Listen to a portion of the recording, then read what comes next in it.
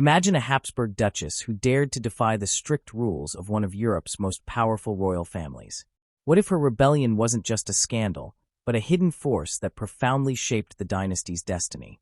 Welcome to my channel Words of Time, and prepare to uncover the astonishing story of Sophie, a woman who truly redefined royal life. When Sophie entered the world, her arrival was not only unplanned but deeply unsettling for a royal family that had long measured life by protocol and precision. She was not supposed to come into being at that moment, and the kingdom's expectations had been carefully arranged around a different heir. Her birth disrupted those plans, and what was meant to be a season of calm became a period of confusion. Courtiers who prided themselves on order whispered among themselves, unsure how to handle a child whose very presence defied every prediction. From the moment she drew her first breath, Sophie carried the weight of contradiction. She was a child of privilege born into a world that preferred predictability, yet she seemed destined to defy it. The royal household was not unkind, but it was rigid. Every movement, every word, every gesture of a royal child was supposed to reflect centuries of discipline. Yet Sophie was not a child who could be molded easily. In her early years, her nurses found her curious to a fault. She would not remain still during lessons, nor would she repeat the graceful curtsies taught to her. When told to behave in the calm, polished manner expected of her rank, she often tilted her head and asked why. That simple question, innocent at first, became a quiet rebellion in a place where questioning was nearly forbidden. The palace staff, trained to obey without hesitation, began to fear that this child would never grow into the compliant figure the court desired. Her parents were at odds about how to handle her. Her mother, weary from years of scrutiny, saw in Sophie a spirit that frightened and fascinated her. Her father, bound by duty to maintain royal decorum, viewed her behavior as a threat to the delicate balance of public image and private restraint. To him, Sophie's unpredictability was not charming but dangerous. He worried that one impulsive act, one careless word, could spark disapproval from both the council and the people. Yet despite every attempt to guide her toward obedience, Sophie refused to surrender her sense of self. As she grew, her defiance became more pronounced. She would wander through the palace gardens, speaking to the gardeners as though they were equals. She listened to their stories, asked about their families, and even shared her food with them. Such acts were small, but within the rigid hierarchy of royal life, they were scandalous. The older attendants whispered that she lacked an understanding of class boundaries. The younger ones admired her for her kindness. Rumors began to circulate that she would never fit into the mold of a proper royal. Her laughter echoed in corridors meant for quiet procession, and her refusal to hide her curiosity became a symbol of both admiration and concern. The royal tutors assigned to her found the task nearly impossible. She refused to memorize lineage charts, claiming they were lifeless lists of names. Instead, she asked questions about the people behind those names. What did they dream of? What made them happy? Her instructors could not answer, and their frustration only grew. They sent reports to her father describing her as restless and distracted. In private, however, some admitted that she possessed a rare intelligence, one that thrived on understanding rather than repetition. The problem was that such intelligence did not serve the purpose of royalty, which valued conformity over creativity.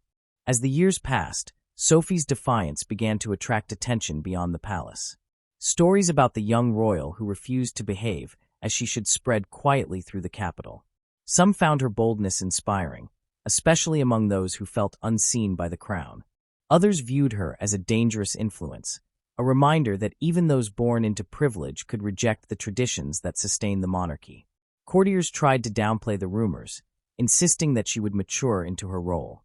Yet every incident, every refusal to bow at the expected moment, every public display of unfiltered emotion, only added to the growing myth around her.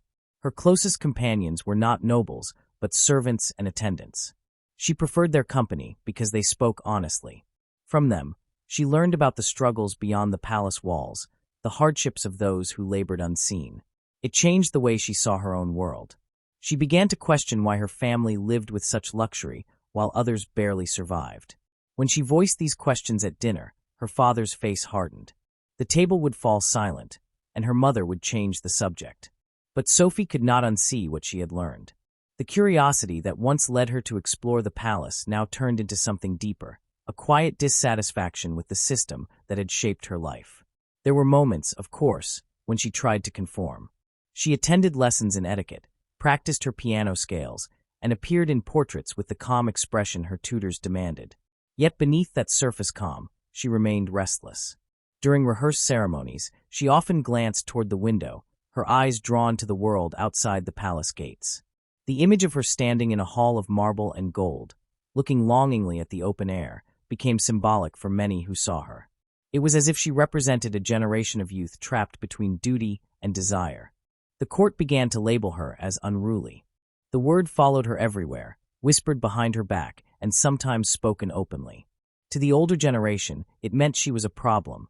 To the younger courtiers, it made her fascinating. She was invited to fewer formal gatherings, yet her absence only made her presence more discussed. The press began to speculate about her behavior, painting her as unpredictable. Some called her a free spirit. Others hinted that she was a disgrace to her lineage. Each rumor, true or false, added to the sense that Sophie was no ordinary royal. When she entered her teenage years, her individuality only intensified. She began reading books that were not part of her assigned curriculum, many of them written by philosophers and poets who questioned power and privilege. Her governess tried to confiscate them, but Sophie found ways to keep reading in secret. The ideas she absorbed began to shape her conversations. She challenged her tutors openly, asking whether tradition was meant to guide or to cage. They often dismissed her as naive, yet her questions lingered. In a world built on silence, her voice was loud simply because it existed. Her defiant streak sometimes took physical form.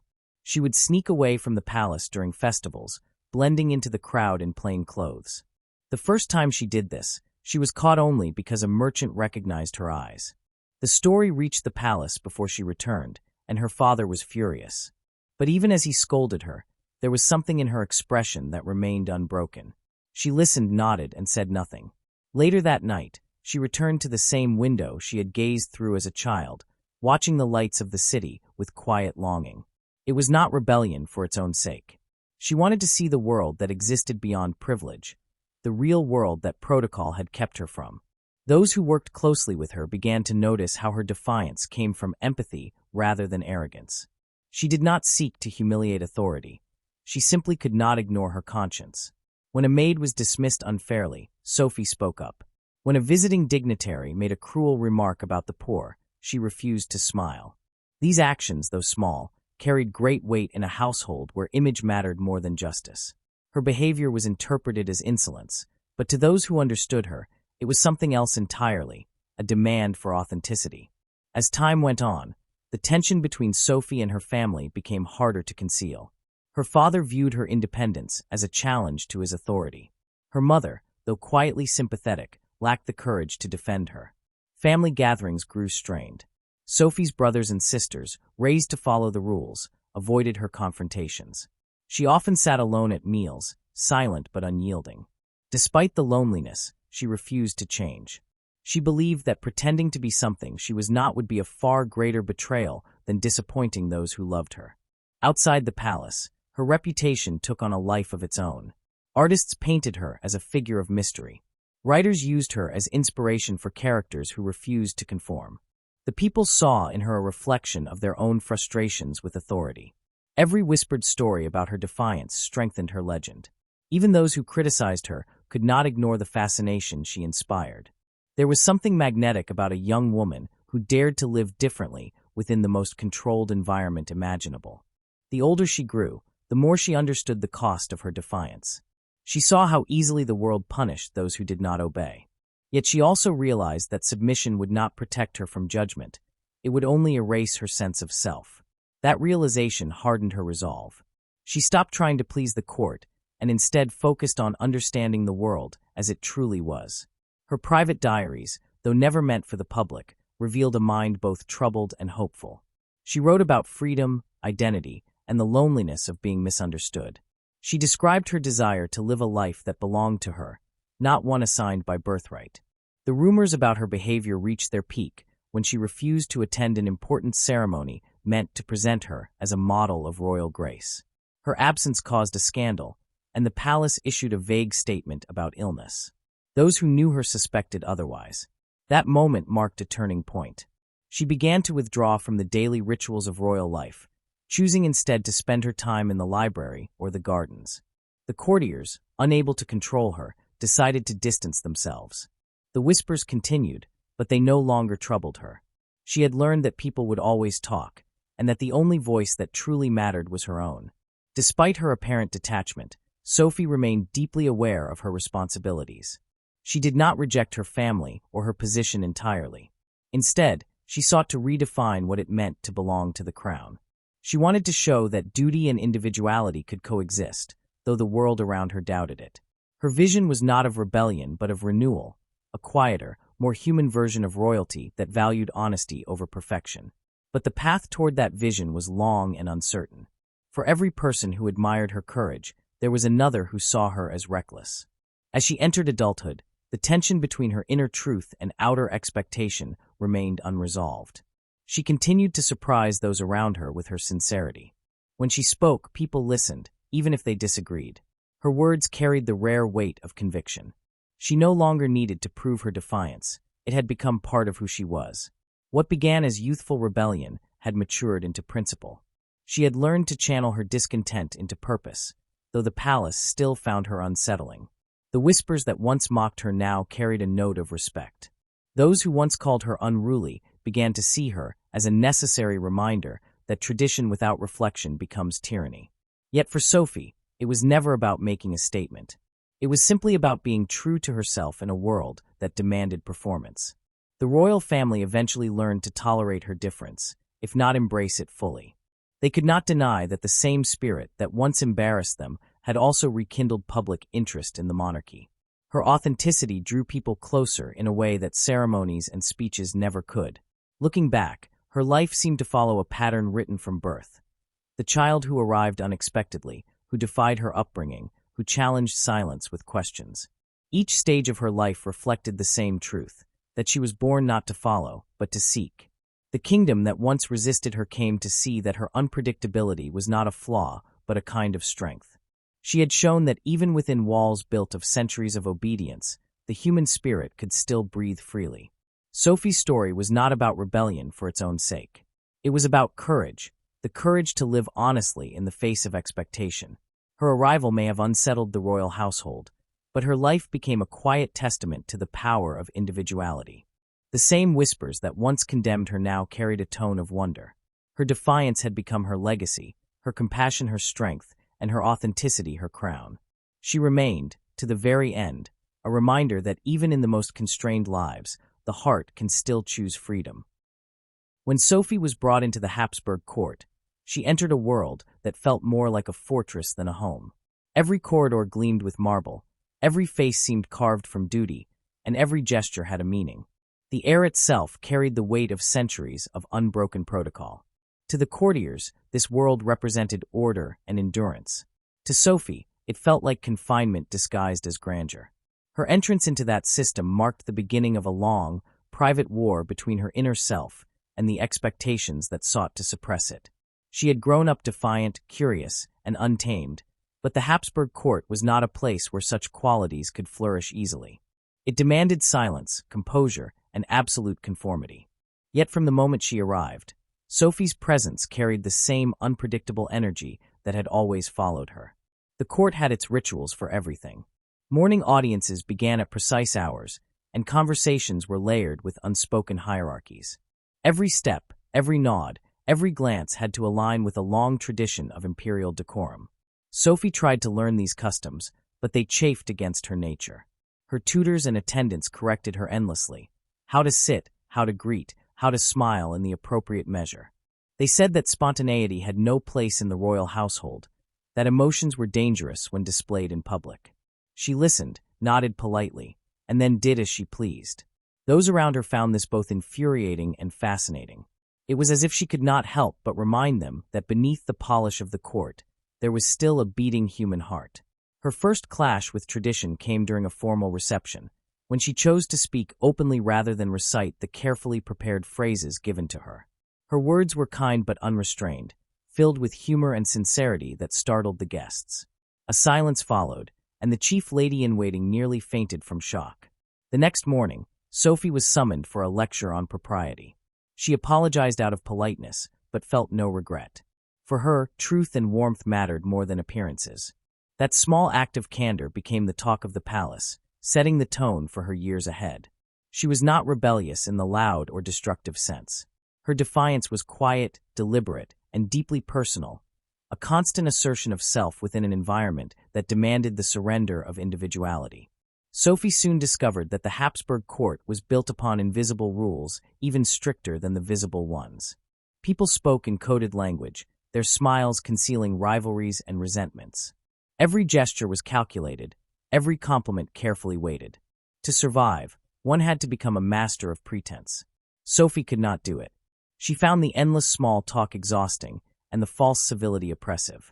When others spoke in veiled tones, she preferred clarity. When they maneuvered through gossip and politics, she chose honesty.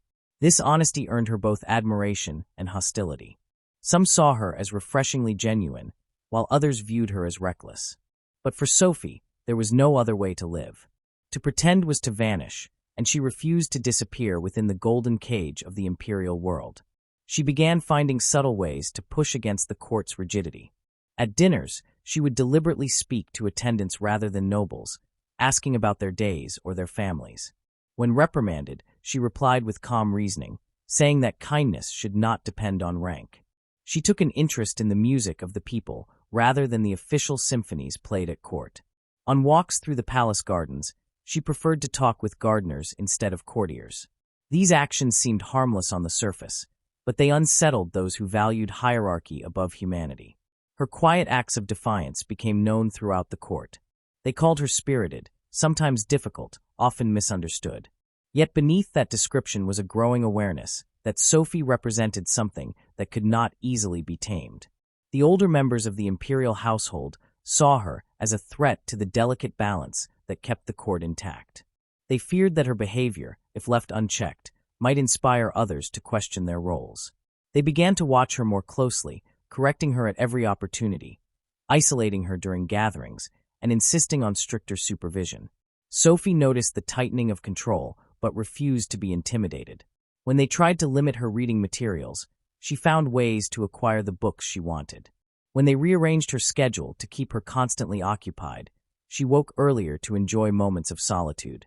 She learned to hide her defiance beneath politeness, to resist in ways too subtle to punish. Her intelligence became her shield. She smiled when expected to, bowed when necessary, but behind that facade, she nurtured a fierce independence that no decree could erase. The more the court tried to confine her, the more she began to understand the depth of her captivity. She had once imagined that freedom could be found through charm or wit, that she might bend the rules without breaking them. But within the Habsburg system, even small gestures carried immense consequences. Every act of individuality was seen as rebellion. Her laughter was scrutinized, her friendships examined, her letters intercepted. The walls of the palace, adorned with paintings of ancestors and saints, seemed to close in on her. Each portrait reminded her of the generations who had lived and died under the same oppressive code. She began to fear that her spirit would eventually wither under the weight of tradition. Yet fear never silenced her completely. It only made her resistance more deliberate. There were nights when she would wander through the empty corridors, the echo of her footsteps the only sound in that vast, silent world. The chandeliers above seemed to glow with cold light, reflecting not warmth but surveillance. She thought often of her childhood, of the freedom she once felt in open gardens, of conversations unguarded by protocol. Those memories became her refuge. She realized that to survive the imperial cage, she had to protect her inner world at all costs. Outwardly, she learned to perform her duties flawlessly, attending ceremonies, greeting dignitaries, following the customs expected of her. Inwardly, she built a sanctuary of thought, imagination, and quiet rebellion. Her spirit found outlets in unexpected places. She began writing poetry, though few ever saw it. Her verses spoke of longing, of identity, of the conflict between love and duty. Writing became her form of silent protest, a way to reclaim the parts of herself that the court sought to erase. She also took to sketching, filling pages with images of nature rather than portraits of nobility. Each drawing was an act of resistance, a refusal to glorify the world that imprisoned her. Over time, her art became known to a few sympathetic courtiers who admired her courage in finding beauty amid constraint. Some even began to see her as a symbol of quiet strength, a living contradiction to the lifeless perfection that surrounded them. Still, her struggle for personal freedom was constant. Every choice she made was shadowed by duty. The dynasty demanded that she represent not herself but an ideal, obedient, graceful, unchanging. She was expected to serve as a living emblem of continuity, a reminder that the empire's order was eternal. But Sophie understood that such order came at the cost of truth. When she attended public appearances, she saw the distance between the empire's image and its reality.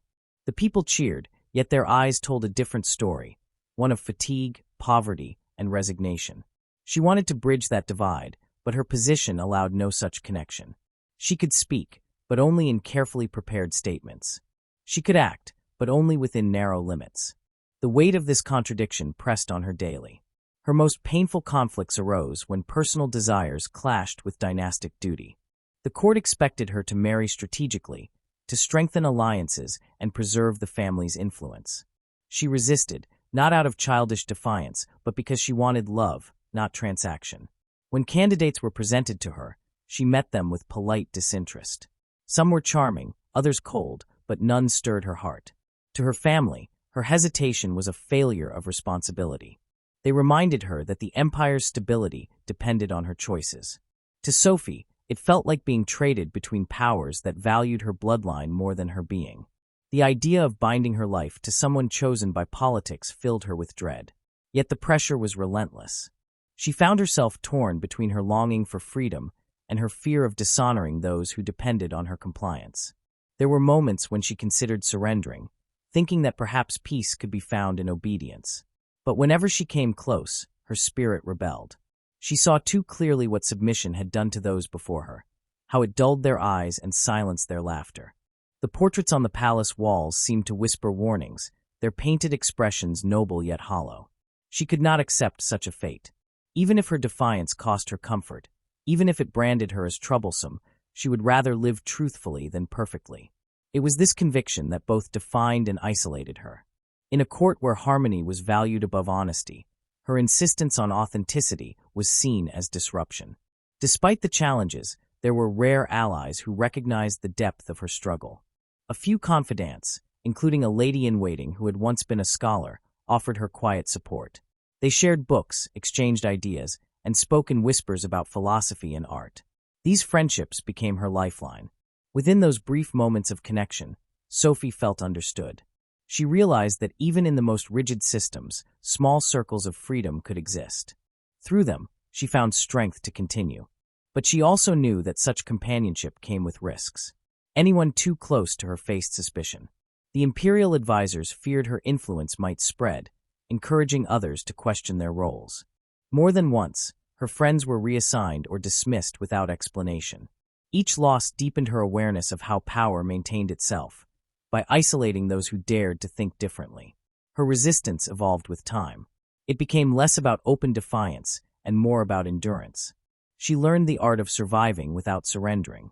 To outsiders, she appeared compliant, but beneath that surface, she guarded her thoughts like treasures. Her subtle gestures, an unexpected remark, a fleeting smile, a compassionate glance toward a servant, became her language of quiet protest. Even small choices, like refusing to wear certain jewels associated with submission, carried meaning. She understood that within the cage, freedom could exist in fragments. Each act, no matter how small, was a declaration that she still belonged to herself. The strain of living under constant scrutiny took its toll. There were times when exhaustion overtook her, when the endless ceremonies blurred into monotony. Yet she refused to let despair consume her. She drew strength from her memories and from her conviction that life, even in confinement, could still hold purpose. The palace might dictate her movements, but it could not dictate her thoughts. She found solace in observing the world beyond the palace gates, the way the seasons changed, the way sunlight fell across the courtyards. Those simple observations reminded her that change, though slow, was inevitable. Even the most unyielding structures eventually weathered. Her persistence did not go unnoticed. Some younger courtiers began to admire her not only for her grace, but for her integrity. They saw in her a model of quiet rebellion, proof that one could remain true without openly defying the system. This subtle influence unsettled the older generation, who sensed that her example might plant seeds of discontent. Yet Sophie never sought to inspire revolution. Her aim was personal, not political. She wanted only the freedom to live honestly within the life she had been given. But in a world where control depended on uniformity, even personal authenticity became an act of resistance. Her struggle reached its most profound stage when she realized that the imperial cage was not only made of rules, but also of expectations within her own mind. Years of discipline had left marks deeper than she wanted to admit. She found herself sometimes anticipating judgment even in solitude, hesitating before speaking her mind, censoring thoughts before they formed. This self-surveillance frightened her more than any external control. It meant the court had begun to live within her. Breaking free from that invisible hold became her greatest challenge. Through reflection and writing, she began to reclaim her inner voice. Each line of poetry, each private thought recorded on paper, became an act of healing. Slowly, she began to separate who she truly was from the role she was forced to play. Over time, her defiance matured into wisdom. She came to see that freedom did not always mean escape. Sometimes it meant endurance, the ability to hold on to one's truth despite constraint.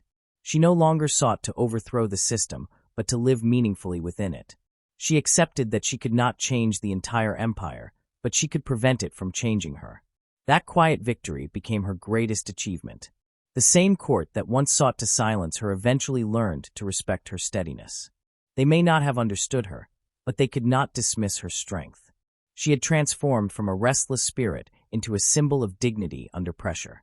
As the years passed, Sophie's reputation shifted. The whispers that once painted her as unruly turned into stories of resilience. People spoke of her not as a rebel, but as a woman of conviction. Even those who once opposed her began to admire her composure. They saw that her defiance had never been born of arrogance, but of integrity. In the midst of a world obsessed with image, she had remained real. And in doing so, she had given the court something it did not know it needed, a reminder that power without humanity is hollow. The imperial cage remained, its bars as gilded as ever, but Sophie no longer viewed it with despair. She understood its limits, its illusions, and its fragility. She had learned to move through it with grace, her spirit intact. Her life had become a quiet dialogue between submission and strength, appearance and truth.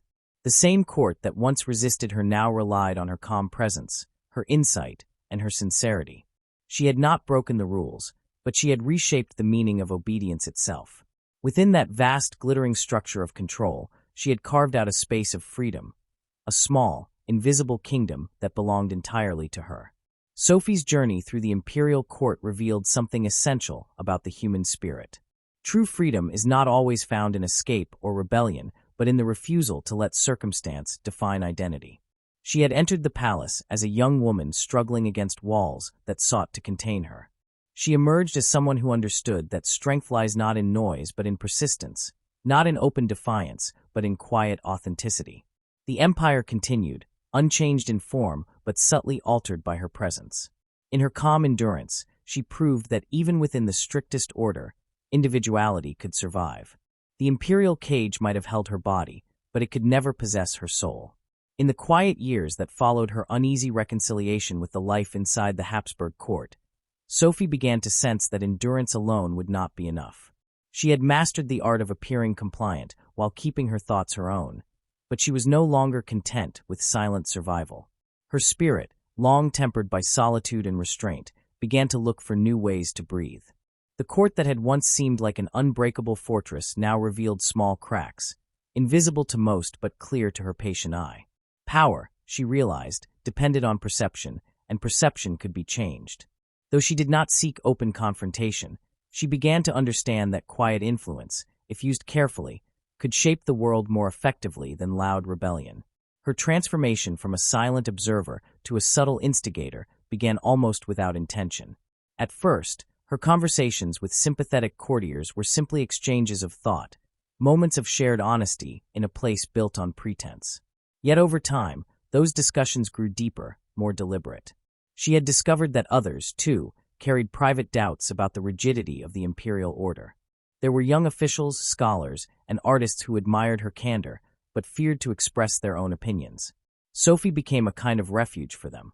Her chambers, once regarded as quiet spaces of solitude, turned into discreet meeting places for minds seeking freedom within constraint. They came under the pretext of discussing art or literature, but beneath those conversations lay the shared recognition that something within the empire needed to change. Sophie did not imagine herself a leader, yet she possessed a natural ability to draw people toward honesty. Her voice, measured and thoughtful, invited trust. She never gave direct commands, nor did she preach ideology. Instead, she asked questions, simple, piercing questions that left others reconsidering their certainty. She spoke of justice, compassion, and the responsibility of those in power to remember the humanity of those beneath them. These were dangerous topics, veiled in gentleness yet sharp enough to unsettle complacent hearts. Some of her listeners left her rooms quietly shaken, aware that her words had challenged everything they had accepted as inevitable. Others returned again and again, seeking her company not only for the warmth of her intellect, but for the rare courage she inspired. The alliances that grew from those quiet gatherings were not formal or recorded, yet they carried real weight. Sophie encouraged subtle acts of conscience among those who held small but meaningful positions within the bureaucracy of the court. A letter written with a touch of empathy here, a delayed decree there, a softened judgment whispered into the right ear. Each gesture was minor on its own, but together they began to shift the tone of governance in ways too delicate to trace. Her influence operated beneath the surface, never in open defiance, but always toward the same goal: to humanize a system that had long forgotten its purpose beyond control. There were risks in every step. The court was skilled in sensing deviation, and surveillance remained constant. Yet Sophie understood the habits of those who watched her. She used her reputation as a dreamy, eccentric royal to her advantage. When her critics dismissed her as harmless, she smiled inwardly, knowing that underestimation was her greatest shield. The officials assigned to report on her activities found nothing scandalous to note. They saw tea gatherings, poetry readings, and conversations about philosophy. They did not see the quiet transformations taking root in the hearts of those who left her presence with renewed conviction. Her influence began to touch decisions beyond her immediate reach. When a debate arose about reducing certain burdens placed on the rural provinces, one of her trusted confidants, a minor advisor to the council, argued passionately for reform. His reasoning echoed words Sophie had spoken weeks earlier about dignity and fairness. The proposal was not fully adopted, but a small clause was added to ease the conditions of the poorest farmers. To outsiders, it seemed a trivial amendment. To Sophie, it was proof that even in the most rigid structure, compassion could find a foothold. What made her actions remarkable was their invisibility. She had learned that power often faltered not from external attack, but from quiet erosion within. Every assumption, every tradition, every rule depended on collective agreement. By encouraging thought, she weakened that agreement subtly. The older nobles continued their rituals unaware that beneath their polished routines, questions were multiplying. Some courtiers began to imitate her manners of kindness and reflection, thinking it fashionable without realizing its subversive effect. Even the empress herself, long accustomed to ceremony without emotion, started showing faint signs of warmth in public. Sophie noticed but never claimed credit. Her satisfaction came not from recognition, but from the quiet knowledge that her persistence had begun to bear fruit. Among those closest to her, Sophie's role took on an almost mythical quality. They saw in her not just a royal woman constrained by rules, but a figure of moral courage who had turned survival into a quiet revolution. Yet she remained cautious. She knew that too much visibility would invite destruction, and she had no illusions about the reach of imperial control. Her letters were coded, her meetings irregular, her alliances chosen with care. Each conversation was a balance between openness and restraint. Those who betrayed her trust could ruin not only her reputation, but the fragile progress she had nurtured. Still, she believed that some truths were worth the risk. The pressure from her family grew as whispers about her growing circle began to circulate. Her father, whose life was built on loyalty to the empire's structure, summoned her more than once to question her associations. He warned her against influences that might be misinterpreted. Sophie listened with outward calm, knowing that defiance would only confirm his fears. She assured him that her interests were purely cultural, that her visitors discussed art, not politics. In a sense, it was true. Her rebellion was not political in the traditional sense. She sought not to overthrow, but to awaken. Yet beneath her father's words lay the deeper fear that she might someday inspire those with the power to challenge the system itself. There were times when even Sophie questioned her path. The constant secrecy weighed heavily. She missed the simplicity of her earlier defiance, when rebellion was an act of personal honesty rather than quiet strategy. Now her every word had consequence. Her conscience often battled with caution. She wanted to speak openly, but knew the cost.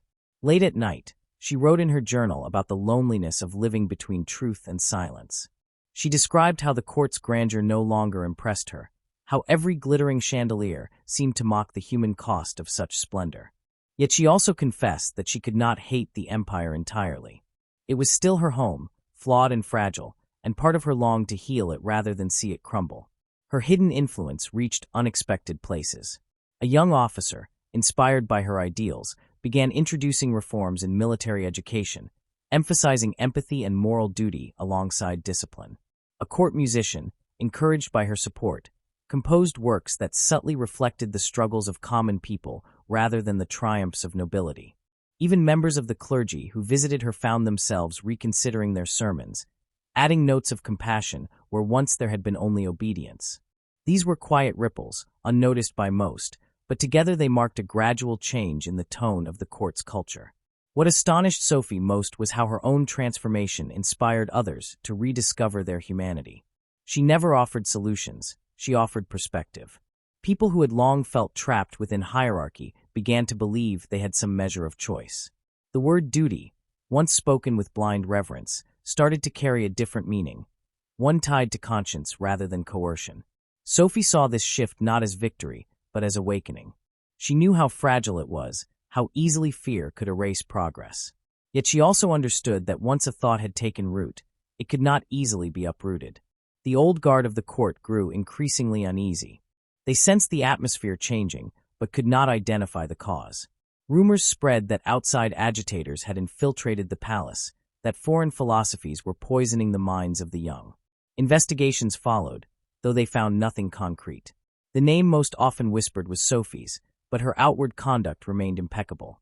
She fulfilled her ceremonial duties with poise, attended official functions without complaint, and spoke with the measured grace expected of her.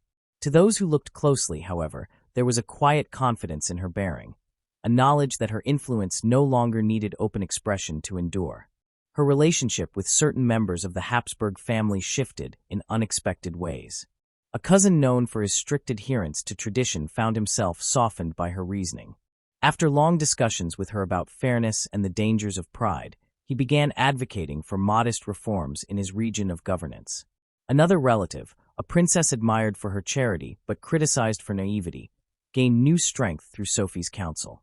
Under Sophie's encouragement, she began organizing aid discreetly for families affected by harsh policies, using her position to channel resources that would otherwise have remained locked in treasury accounts. Sophie guided her not through instruction, but through example, showing that compassion could exist even within a system built on control.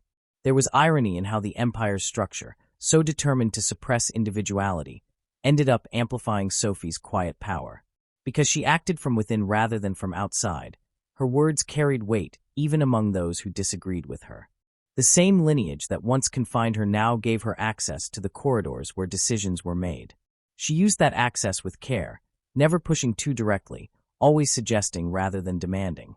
Her subtlety made her impossible to dismiss. The courtiers who once sought to silence her began to approach her for advice, drawn by her insight and the calm steadiness of her perspective. They did not realize that every conversation with her chipped away, however slightly, at the unquestioned authority that had defined their world. Sophie's influence was not limited to policy or reform. She affected the tone of the imperial household itself. The rigid hierarchy of servants began to loosen as her example encouraged empathy among superiors. The laughter of attendants, once stifled by fear of impropriety, began to echo more freely in certain corners of the palace. Even the emperor, though distant and cautious, could not ignore the gradual shift in mood. During one audience, he remarked to a minister that the younger generation seemed too inclined toward sentiment. He said it with a trace of irritation, unaware that this sentiment was the quiet echo of Sophie's long endurance. The delicate balance she maintained could not last forever. There were moments when the danger of exposure became real. A letter she wrote to a trusted friend was intercepted and briefly examined by an advisor suspicious of her motives. Fortunately, the contents were ambiguous enough to avoid accusation. But the close call reminded her that her work, however noble, existed under threat. She grew even more cautious, choosing her words with precision and limiting her gatherings. The near discovery did not deter her, but it deepened her understanding of risk. She had built her influence on trust, and trust was always fragile. Despite the tension, Sophie's confidence in her quiet mission remained unshaken.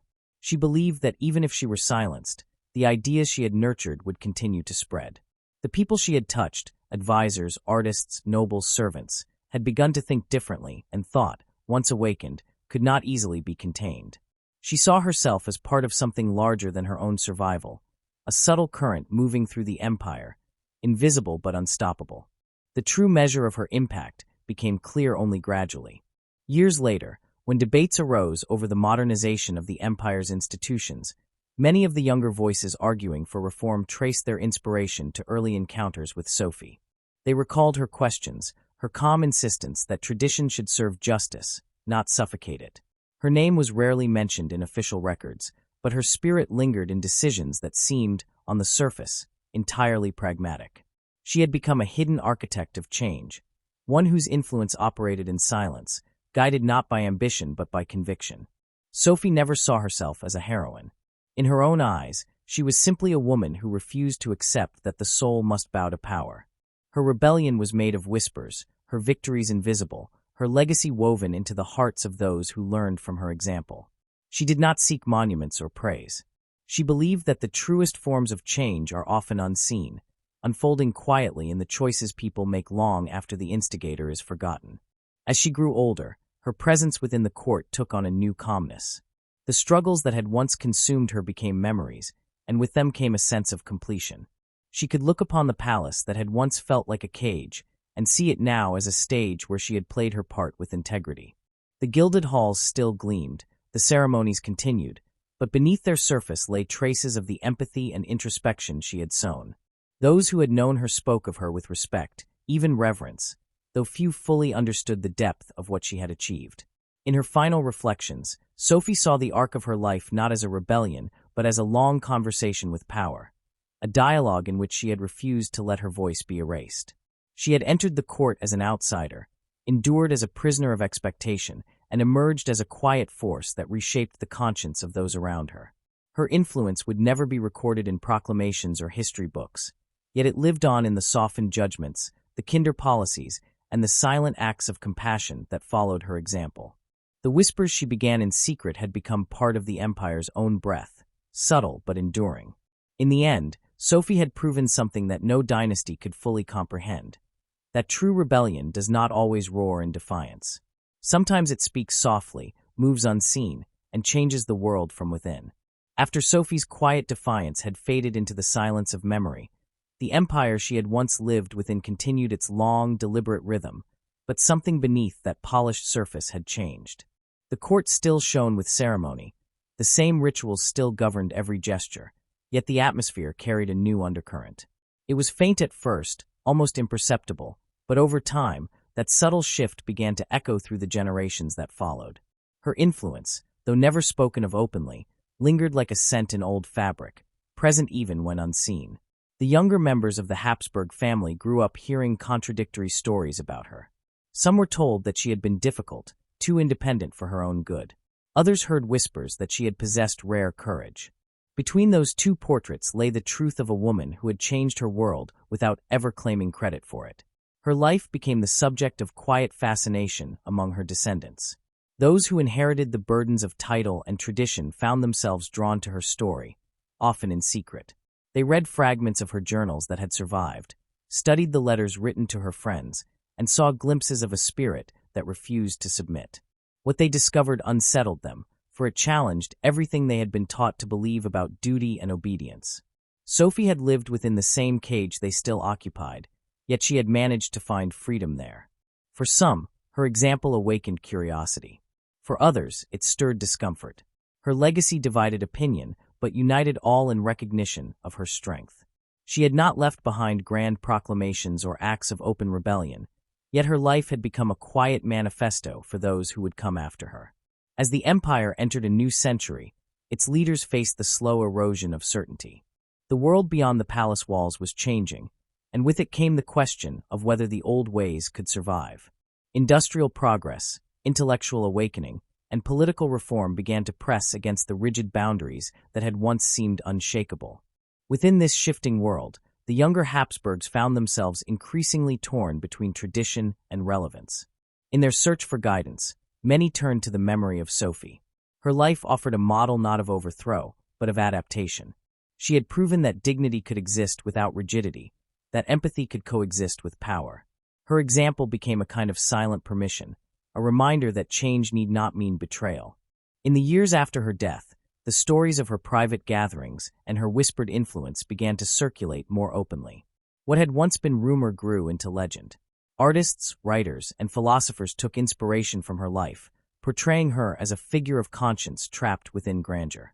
Some exaggerated her defiance, painting her as a revolutionary spirit far removed from her real temperament. Others, closer to truth, saw her as something more nuanced, a woman who believed that integrity was the deepest form of rebellion. Even as the empire clung to its customs, her image began to represent a different ideal of royalty, one that valued truth over performance, substance over show. Within the family, her influence took quieter forms. Her descendants began to show subtle but undeniable signs of her inheritance. A younger archduchess, known for her outspoken compassion, often cited Sophie as her inspiration, though only in private. She introduced reforms in her charitable work that reflected Sophie's belief in fairness and dignity for all. Another relative, a prince with a love for philosophy, began to correspond with scholars and reformers outside the confines of the court, echoing Sophie's old practice of gathering thinkers in hidden rooms. Even those who did not consciously emulate her carried something of her independence in their bearing. The refusal to bow too deeply to ceremony, the preference for sincerity over perfection. The court chroniclers, though careful not to draw direct connections, could not help noticing that the new generation moved with a grace less constrained than that of their predecessors. The empire's historians struggled with her legacy. For decades, official accounts mentioned her only briefly, describing her as eccentric but harmless, a minor figure of curiosity. It was safer that way. To acknowledge her influence too clearly would have been to admit that the foundation of imperial authority could be questioned from within. Yet as time passed and the empire itself began to crumble under the weight of its own inflexibility, scholars returned to Sophie's story with renewed interest. They found in her life a foreshadowing of the very transformation the empire had resisted. Her insistence on compassion and authenticity now appeared prophetic. What the court had once viewed as rebellion was, in retrospect, a warning unheeded. When the monarchy eventually fell, and the world it had ruled gave way to modern forms of governance, Sophie's story acquired new meaning. Historians began to see her not as a relic of aristocratic drama, but as an early voice of conscience in an age that demanded change. The letters once dismissed as sentimental gained value as documents of insight.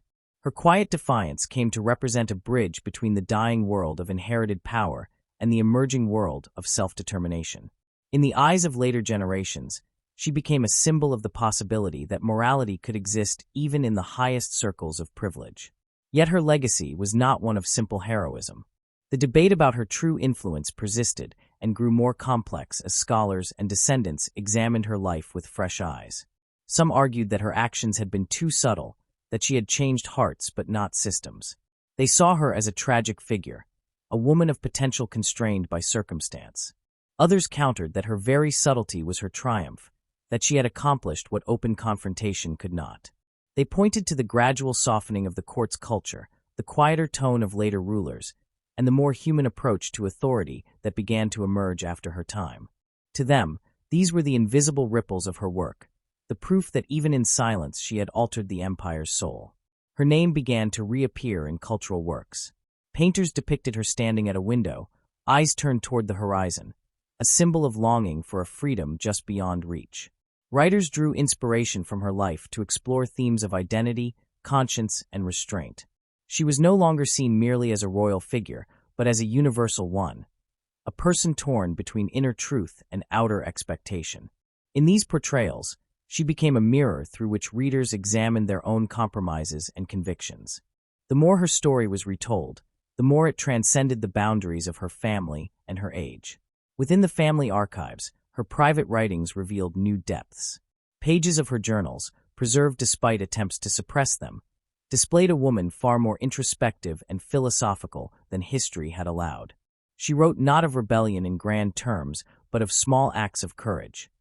Speaking kindly when cruelty was expected, listening when others turned away, remaining honest in a world built on pretense.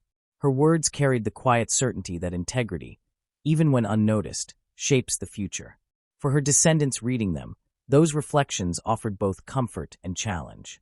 They realized that her defiance had not been a rejection of duty, but a redefinition of it. She had believed that true service to one's country and family lay not in blind obedience, but in the pursuit of what was just and humane. As later generations faced their own crises, her example provided guidance.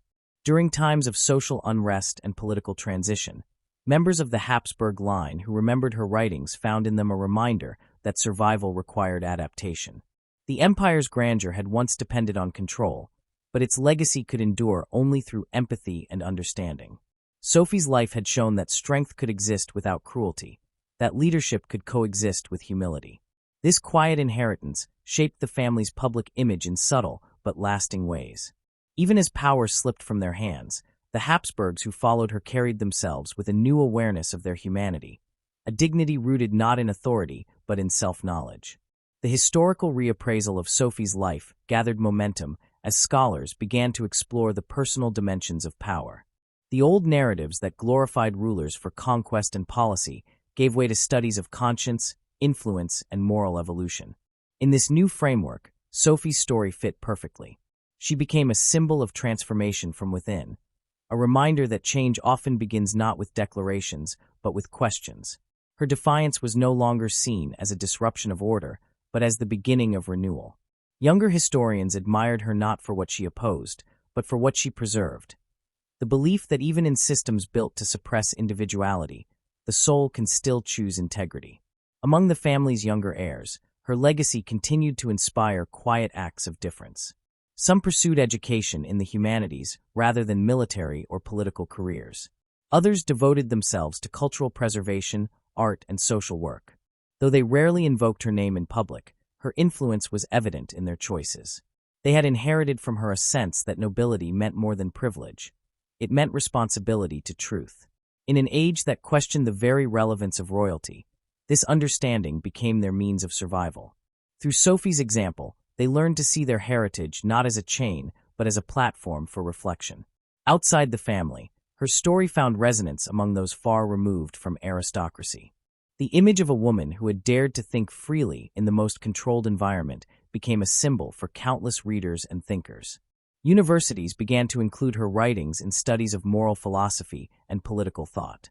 Artists drew parallels between her life and the struggles of individuals trapped in modern systems of conformity. She came to represent a timeless archetype, the conscience that resists quiet corruption, the individual who preserves authenticity in the face of collective pressure. The more scholars explored her, the clearer it became that her significance extended far beyond the palace where she once lived. As debates about her true impact continued, new interpretations emerged. Some historians saw her as a product of her time, a woman whose limited power made subtlety her only weapon.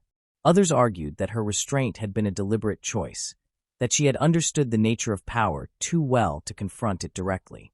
In either view, her story became a study in the complexity of resistance. She had neither overthrown a dynasty nor withdrawn into bitterness. Instead, she had worked patiently within the boundaries imposed upon her, transforming them through empathy and intellect. Her life illustrated that rebellion need not always be loud to be effective. In the decades that followed, monuments and commemorations began to appear in her honor. They were modest at first, a small portrait unveiled in a museum, a lecture series named for her, a garden restored in her memory. But each act of remembrance reflected the growing recognition that her quiet courage had helped shape the conscience of her age. Visitors to these exhibitions often remarked on the serenity of her portraits, the calm intelligence in her eyes. She appeared neither triumphant nor defeated, but at peace, a woman who had found meaning even in constraint. The Habsburg descendants, scattered across different countries after the empire's fall, continued to carry her story as part of their private heritage.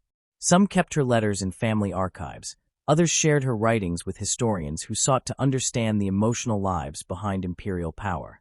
In doing so, they allowed her to become not only a figure of family pride, but also a voice for future generations seeking balance between responsibility and individuality.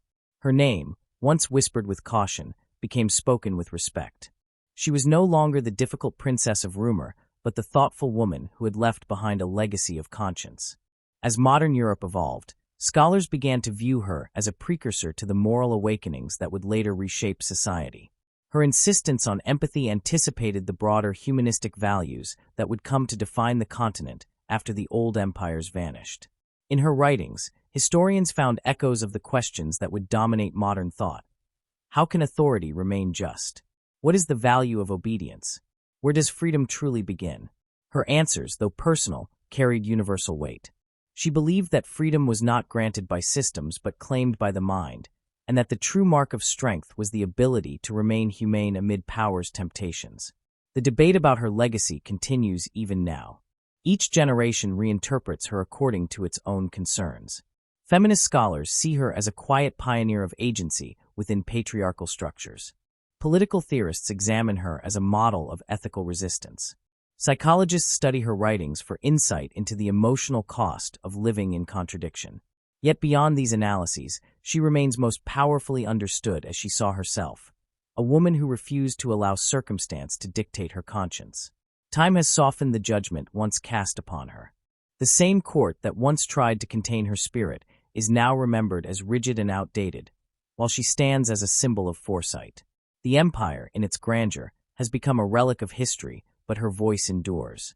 It reminds those who study her that even the most gilded cages cannot confine the human spirit when it chooses honesty over fear. Her story, rediscovered again and again, continues to inspire those who seek meaning in constraint and dignity in struggle. The aftershocks of her life reach far beyond bloodlines and dynasties. They live in the quiet conviction that kindness can be stronger than control, that thought can outlast authority, and that a single individual, even when unseen, can alter the moral landscape of a generation. Sophie's rebellion began as a whisper, but it became a current that moved through time, shaping hearts long after the empire that once silenced her fell to dust. Now, when historians look back on the long story of the Habsburgs, they no longer see her as a footnote, but as a turning point. Through her, the line between obedience and conscience, tradition and truth, became forever blurred. She proved that even within walls of gold, a free mind can bloom, and that sometimes the most enduring legacies are born not of conquest, but of quiet courage. In the end, her life stands as a reminder that influence does not depend on power alone. It depends on integrity. And though centuries may pass, that lesson, once learned through her example, will never be forgotten.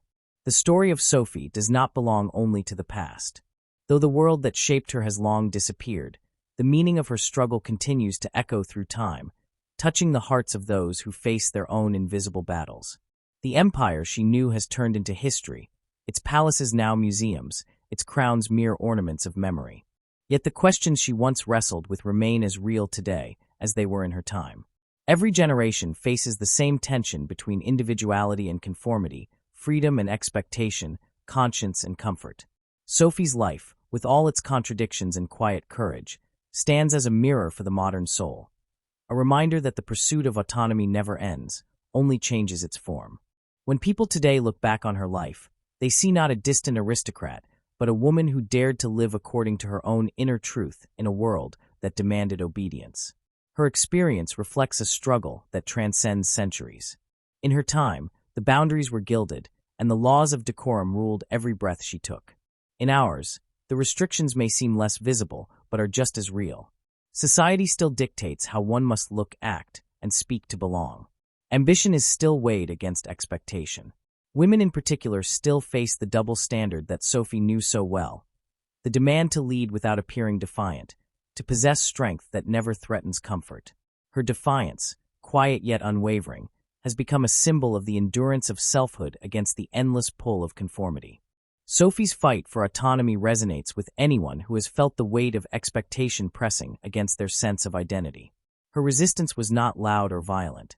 It was steady and thoughtful. She questioned without spectacle and changed her world by degrees. That kind of courage remains deeply relevant today, in an age where individuality is celebrated in words but often constrained in practice. People are told to be themselves, yet they are also measured by systems that favor sameness. Sophie's story reminds us that authenticity is not a declaration but a discipline, a daily act of choosing honesty over approval.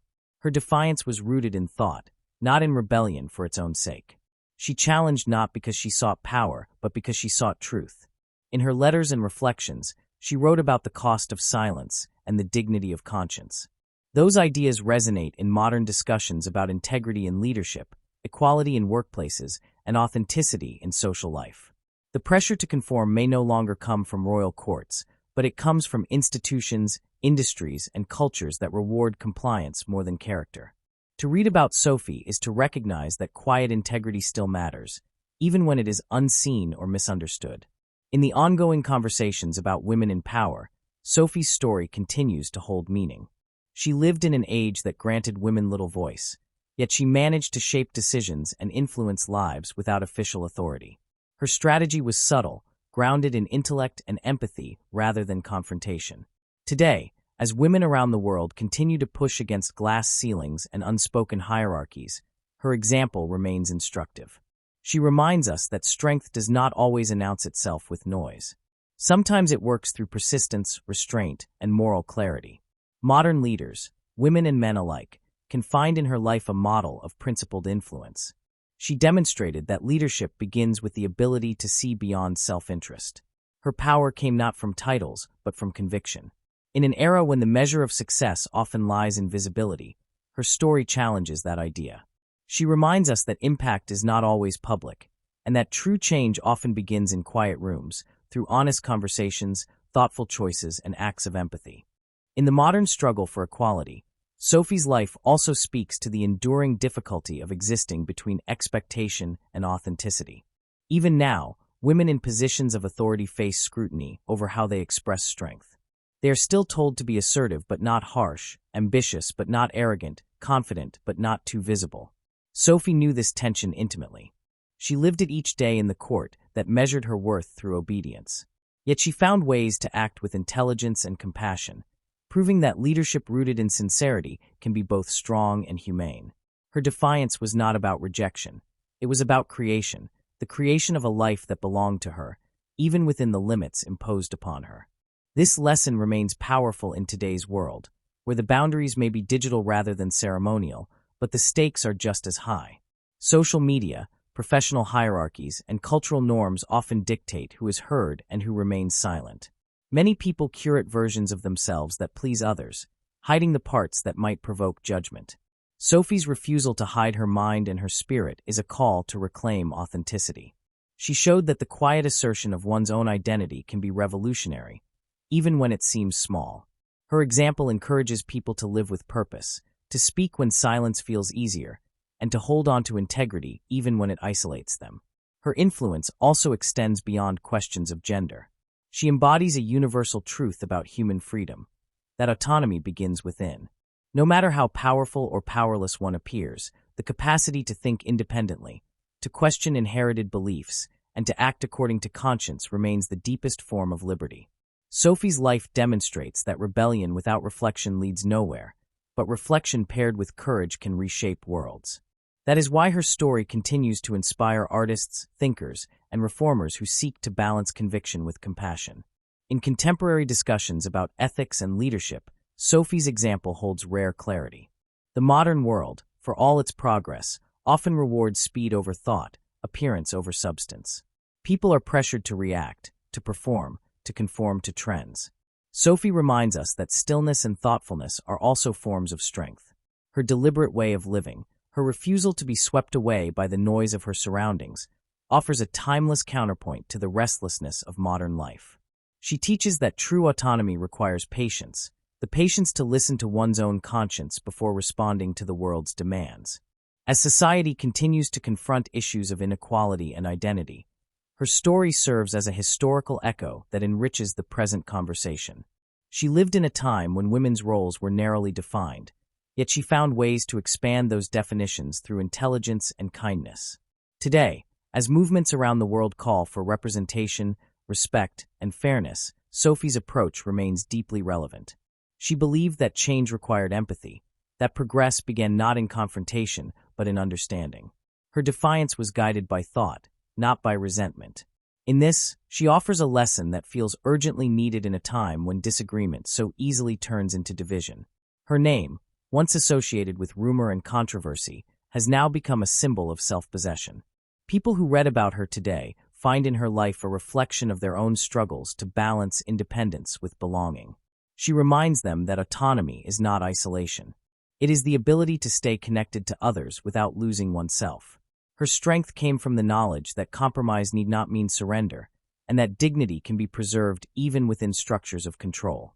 That insight continues to guide those who navigate the pressures of modern life, corporate hierarchies, social systems, and cultural expectations that still seek to shape the individual from the outside. Sophie's life also invites reflection on the nature of legacy. In an age obsessed with visibility, she stands as proof that influence does not depend on recognition. The empire remembered her poorly, yet her ideas outlived it.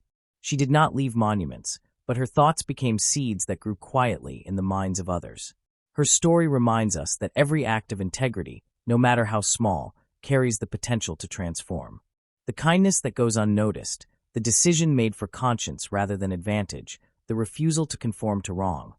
These are the gestures through which history truly changes. This is where her relevance reaches its deepest meaning.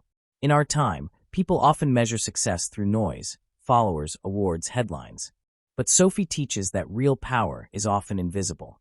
Her legacy endures not because she ruled or conquered, but because she remained true to herself when the world demanded imitation. That same principle applies today. The quiet defiance of living authentically still holds the potential to shift perspectives, to inspire trust, to build communities grounded in honesty. She calls on each person to consider the difference between influence and image, between what is celebrated and what is right. Her endurance as a cultural symbol shows that the essence of rebellion is not destruction but creation, the creation of truth where none existed before. Modern movements for equality, inclusion, and justice draw upon that same spirit. Each begins with individuals who refuse to let fear or conformity silence them. In this sense, Sophie belongs not only to history, but to the ongoing story of human freedom. She is present in every person who chooses conscience over comfort, who acts with integrity even when unseen. As new generations encounter her through literature, scholarship, and art, they reinterpret her legacy in ways that speak to their own time. Some see her as an early feminist voice, others as a philosopher of empathy, still others as an example of moral courage in a system built to suppress it. All agree, however, that her story endures because it speaks to the timeless human desire for authenticity. She stands as proof that one need not escape the world to change it. By living truthfully within her constraints, she turned her life into an act of subtle revolution. In today's fast-moving society, her patience offers another form of guidance. Change now is expected to happen instantly, yet real transformation of self, of institutions, of culture requires time. Sophie's life unfolded slowly, through years of introspection and quiet persistence. Her defiance was cumulative, built through countless small choices. That truth still applies. Every act of integrity, no matter how small, contributes to a larger moral shift. In that way, her life becomes a metaphor for modern activism that values endurance over spectacle.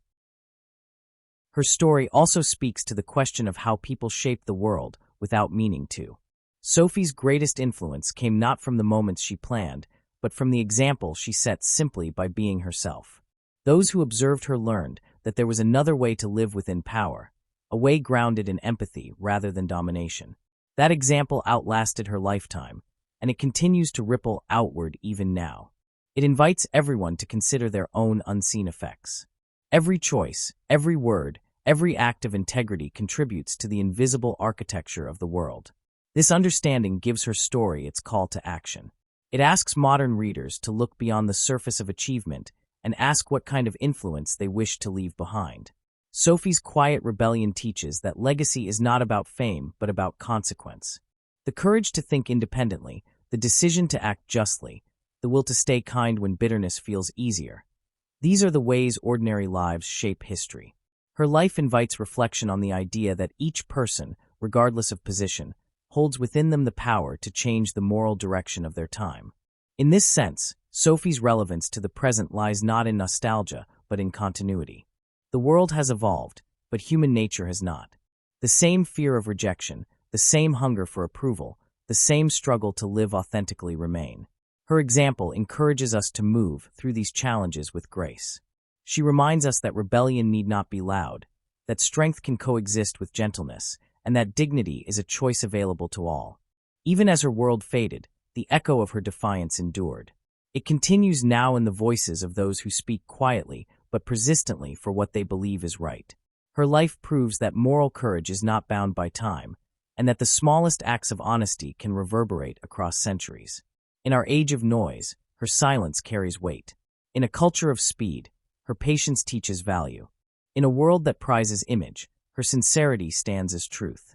As readers and observers of her story, we are called not merely to admire her, but to reflect on our own lives. Each of us stands, in some way, within a structure that expects conformity. Each of us has moments when silence feels easier than honesty. Sophie's story challenges us to choose integrity in those moments, to trust that our unseen courage might shape something larger than we can imagine. She shows that quiet defiance, rooted in thought and compassion, can alter the course of history. Her echo continues to remind us that the measure of a life lies not in how loudly it is lived, but in how deeply it touches others. To honor her legacy is to live with awareness, to listen to conscience, to act with kindness, and to remain unafraid of being misunderstood. The empire she once inhabited may have fallen, but the spirit she embodied endures wherever individuals choose authenticity over pretense. Sophie's struggle for autonomy, once confined to the walls of a palace, now belongs to the world. It reaches those who stand at crossroads, uncertain whether to follow expectation or conviction. It whispers that freedom begins with truth, and that the power to change the world often starts in silence. Her life, long past, continues to speak to the present, a reminder that courage is not always seen, and that even the faintest echo of defiance can become the song of generations.